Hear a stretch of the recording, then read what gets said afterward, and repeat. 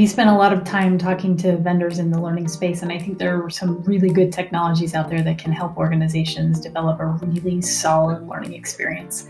However, there are mistakes that people make.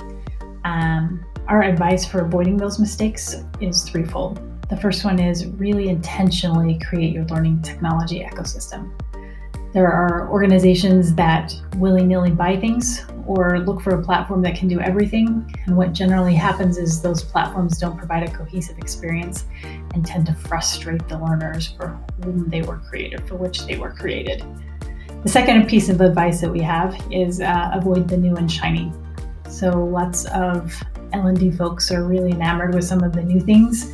I'm hearing AI a lot right now.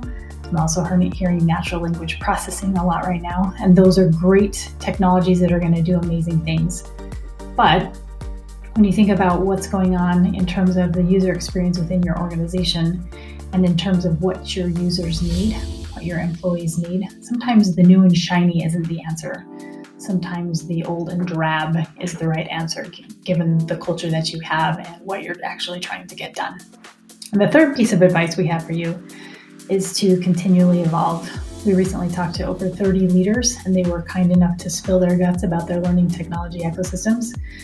Every single one of them told us how important it is that they're continually adjusting that ecosystem. They're pulling things out that aren't working, they're plugging in things that maybe work better, and they're continually making sure that the overall experience is something that is fluid and adaptive to help the employees be fluid and adaptive, because the organization also needs to be fluid and adaptive to the industry where they're working.